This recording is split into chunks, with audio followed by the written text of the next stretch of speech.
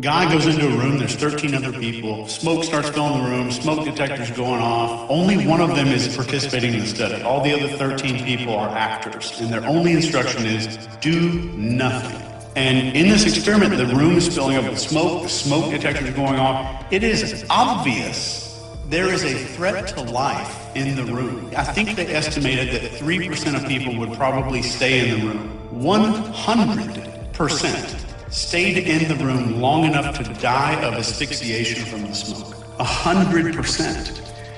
So this kind of shows us, like, it's one thing to study it and say, look, oh yeah, I understand the identity. It's a whole other thing to be able to actually open your ego a little bit and see that that's me too. I teach brainwashing and interrogation and persuasion for a living. I am not immune to any of this stuff. I'll buy stupid shit on Instagram all the time because some ad came up. I'm not immune to it, but it's important that we understand that, like, if I think I'm immune to this and I'm just studying those people, that means we're more susceptible because we're not aware of the potential that we can be hacked.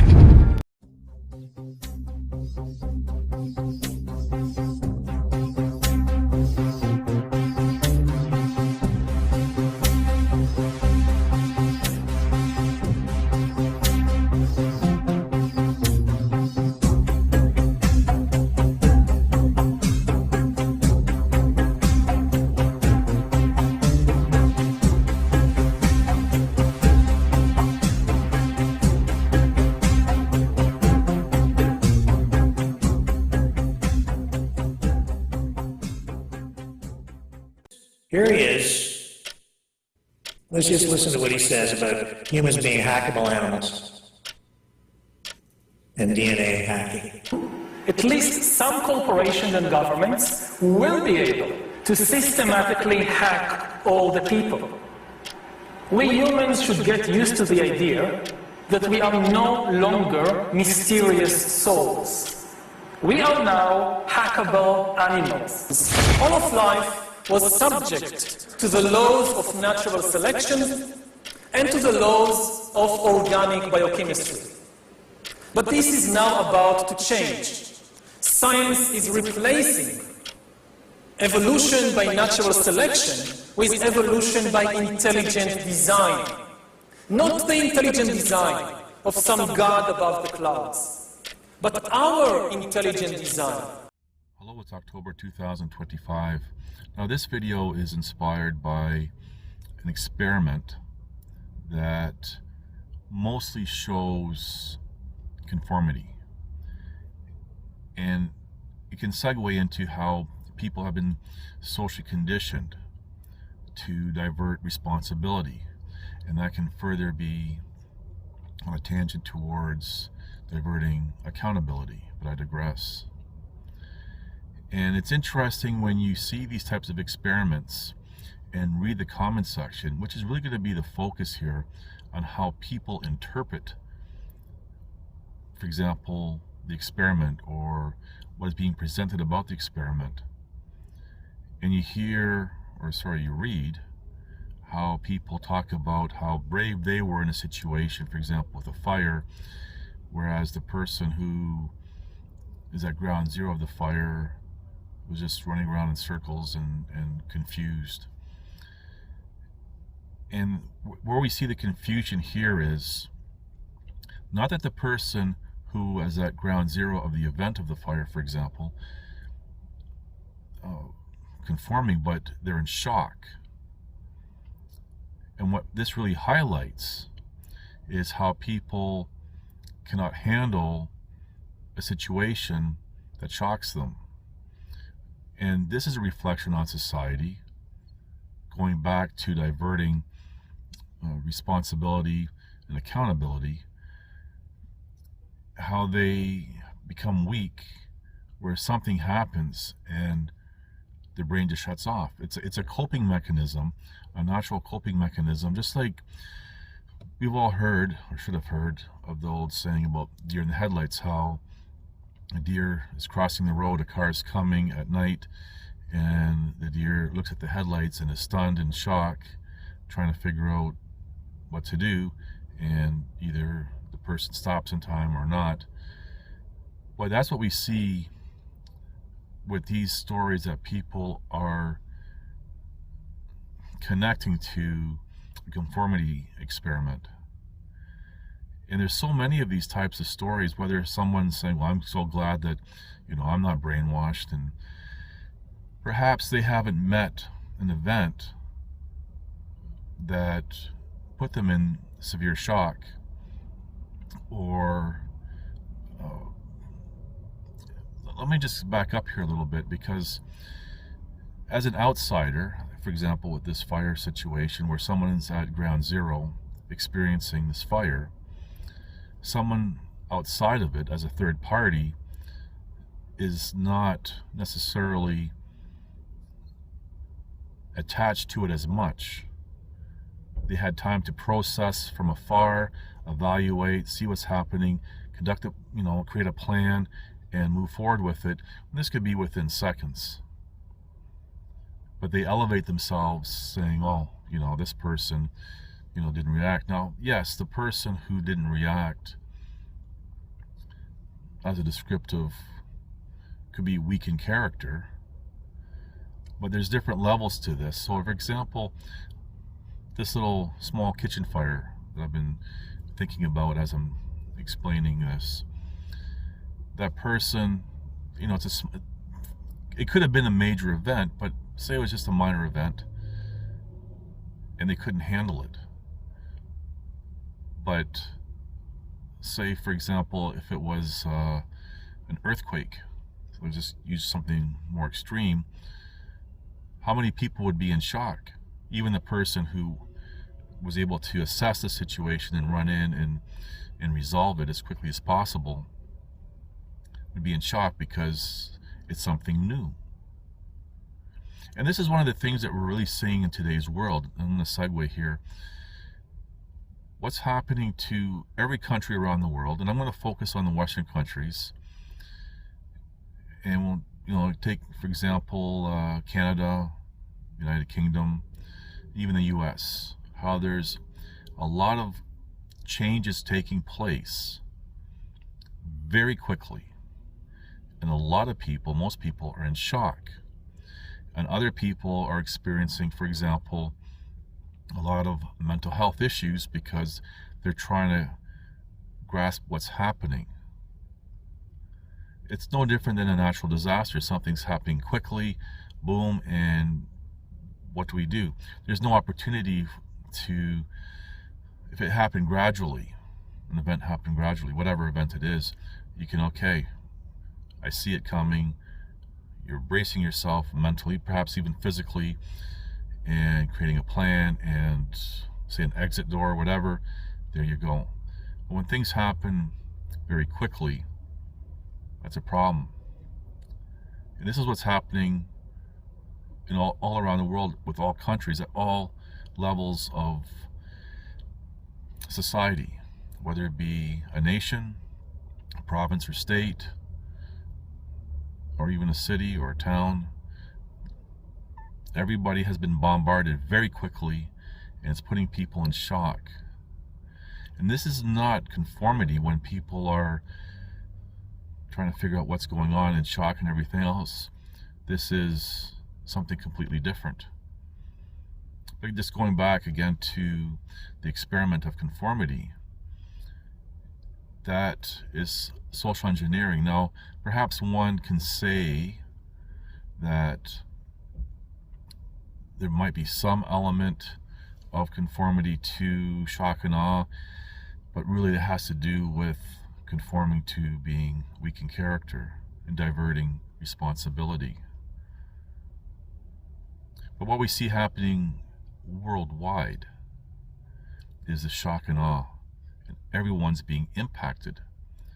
And you have people who perhaps have been able to kind of take one step back with one foot out the door, looking in, going, okay, and they're reacting emotionally, pointing fingers and blaming and coming up with all sorts of ideas, how to solve it, how to salvage, and everything else. But they're simply reacting emotionally. They may be one step above, but they think that they're many steps ahead of the people who are running around dazed and confused, the deer in headlights. So you have to be able to distinguish when it comes to watching something or reading about something, for example, conforming the experiment, and why people are reacting in situations. There are two different things happening here. And really that's what inspired this, was watching this clip, and then I'll just go through the comment section, and I just found it fascinating how pretty much everything that I've read was describing people in shock, not conforming. And there's other experiments where you can they had the bystander effect experiment, for example, where you may have both elements of conformity, of, okay, no one else is doing anything, so I'm not going to do anything, as well as a bit of shock in there. So, I mean, these two things can overlap, and they do overlap. And when it comes to the whole world today, we can really see how these two elements that are separate are overlapping as well. And you have the truther and freedom types who are awake, aware, whatever you want to call that, looking at the others saying, oh, you're just conforming, you want this. And yes, majority of the people want whatever because they want to divert responsibility, because then it can divert accountability of whatever happens. It's really a cowardly way to live. But those pointing the fingers are also conformists themselves, just a different flavor of Kool-Aid. When you really look at the big picture of what's happening all around the world, whether it be political, religious, or anything else, you have to give credit to whomever or whatever is behind it, because it's ingenious. And really what's taking place, and the forethought, goes even beyond those with generational commitment and the monopoly on violence, because to be able to foresee things and know, okay, down the road at some point we're going to get the outcome that we want, and they've been successful. And all these truther and freedom types saying, oh, these people are stupid, they're failing, they're losing, look at everything's falling apart. One, those whoever are doing it really don't care if you think they're crazy or not, because they're being successful. And the lies people tell themselves that they're not being successful is just false hope. So what do you do at the end of the day is just survive life. Life is about survival, and you do the best you can without compromising yourself. And I mean, I can kind of expand on that, but I've expanded on this in previous videos, so go back and watch my other videos. And that's all I really want to say. Thank you for watching. Please like, subscribe, comment, and share. It's just blowing my mind. I have never come across anything like this before. Social media has morphed over the years from being a marketing enterprise trying to find customers to actually what's called micro-targeting, articles on what it means and how it works, to actually change people's perception and change people's behaviour modification being something that the Alberta government and the BC and Saskatchewan government employ a company out of Calgary, called 19 to 0, who's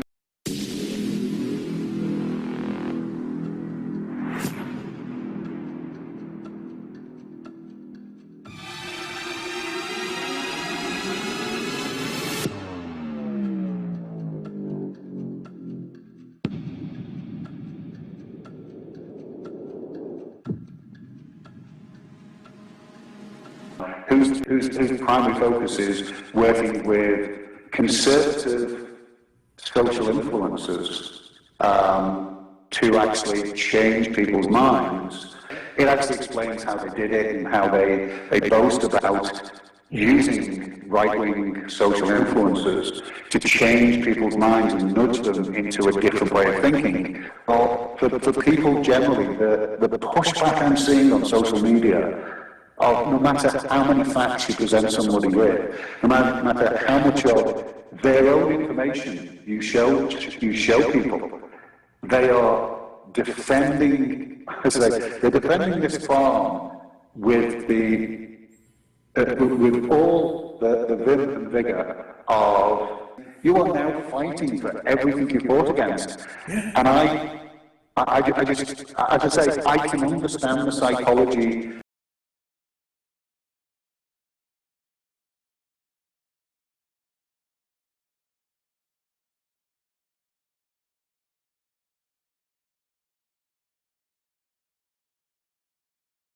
Sakamoto is supposed to be involved in that as one of the partners in Calgary. I mean, I don't know why, but actually I can guess why. Why is our premier here in Alberta not asking questions? We have a biomedical company that is involved in level 3 biolab experiments. I mean, was any of that material shipped over the border here into Alberta? Were any birds sold here in Alberta? These are questions I've asked the UBC and said, you know, why isn't everybody asking these questions? I know the CFAA has to have a focus purely and simply on these birds. And the reality is, I don't want these birds to be culled immediately, even if that's a requirement and that's the end result. I would like to know the history of these birds, where they've been, where they've moved, what they've been injected with, what their current status is in relation to the stuff prior to this avian flu, and even the avian flu strain they've got, because apparently it is unique.